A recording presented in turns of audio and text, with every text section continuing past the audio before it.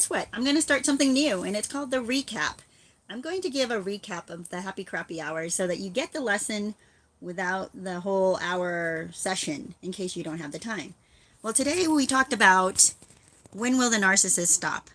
And the question there is, is this narcissist going to continue to hurt people, continue to be a thorn in your side, will continue to just wreak havoc for the rest of their life everywhere they go and have tons and tons of victims?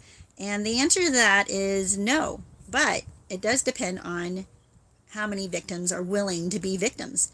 So if you take the supply away, if you refuse to be their supply anymore, you will no longer have to suffer this, and the narcissist will stop. But if you continue to allow them to inject themselves into your life and allow them to continue to reel you back in again and again and again, it will continue. But it stops when you are ready to stop them. It stops when you do not allow them back into your life to do the damage they used to do.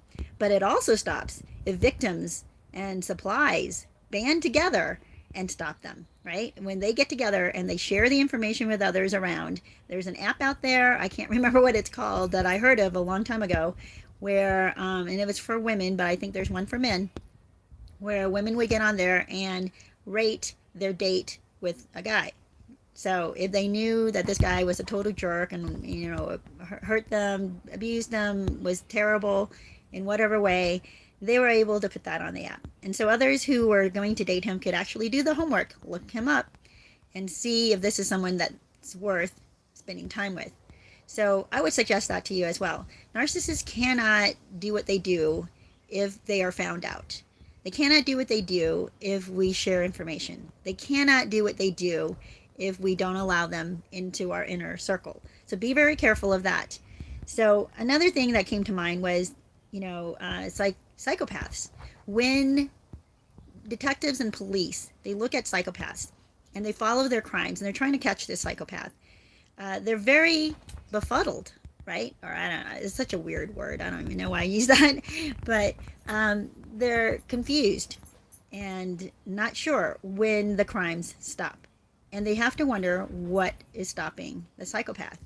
Why, after a string of crimes, maybe once every few weeks, do they go for years and nothing, right? They have no more clues, no more crimes to follow up on to try to chase down this psychopath.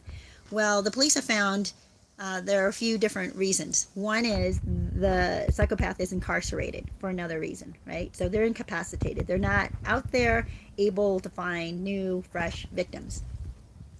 Another thing is if they have passed away, right? They simply have passed away. They're never caught. Their crimes are never solved, but they know that the psychopath had caused a lot of damage, but at least it stopped and no longer happens again. Another thing is something is occupying their time. Something is happening in their life that is preventing them from being able to commit these crimes. And it could be that they're caught up in another relationship that doesn't allow them, and it requires accountability and doesn't allow them to get out and find new victims. And you guys, if you look at narcissists, it's the same kind of thing. The narcissist tends to stay away if they are being watched by some group of people who are in their life, keeping tabs on them, say a wife or a husband, right? Or maybe they have children now, so they have more responsibilities that are tying them up. Now, it doesn't stop them from being a narcissist to others around them, but it just stops them from preying on new supply. And also, it stops them from being in your life, right? Continually preying on you, and you may not hear from them again.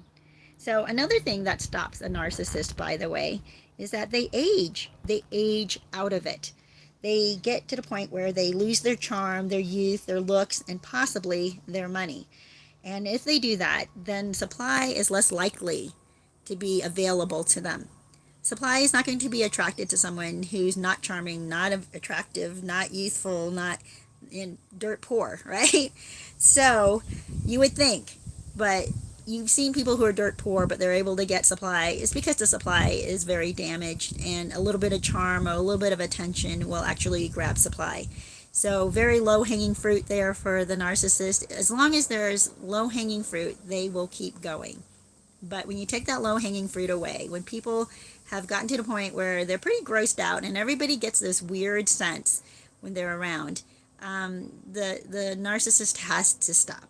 There's just no more supply for them. And the good news for us too is that as the narcissist ages out, they get tired. They're just a lot weaker. They're not going to be as active, as aggressive, as persistent as they used to be.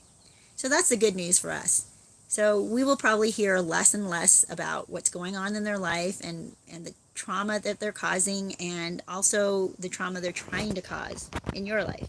They will actually start to just fade away and disappear into their own little cell, sort of their own little prison where they lock themselves away. Now those, one thing I did not cover in my live stream, that I'll cover here too, but is that they may have their money still. If they still have money, the sad part is they will probably continue to go on because there's always supply that's willing to stick around for money. So the narcissist won't stop so long as they have some source of income, some way of catching supply that's more desperate than they are and needs their money. So sadly, they will continue on. They will continue to flaunt that. They will continue to have the younger supply or whatever it is, and or maybe more desperate supply would be more accurate, that they will flaunt. But they'll look like a fool, of course. They will always look like a fool doing that to the rest of us. And that's where, you know what, we can turn away. We can turn away from that and know that we won. We know that we got out of there, we escaped, we don't have to deal with that anymore. And the supply that's willing to stay, well, they're subjecting themselves. They've chosen it and they are subjecting themselves to that. And it is not our problem anymore. So you guys, that is pretty much the summary. There's a lot more information in the live stream on this topic, but I wanted to give you guys that point. Be careful out there. Make sure you do your homework when you're out dating. Make sure you look up the person, look up their social media, find out what kind of person they are. Choose quality people to be with. That I cannot stress more. Choose quality people to be with. Don't be shallow. Don't choose the stupid shallow things that used to attract you to the narcissist. Those are the things that got you into the messy, horrible, painful things that where you ended up, right? So avoid that. Work on yourself. Do the homework when you are out there dating so you don't get stuck with somebody who's miserable. Well, you guys, have a great day. I hope that this has helped. And beware out there. Be strong. Be positive. And I'll see you next time.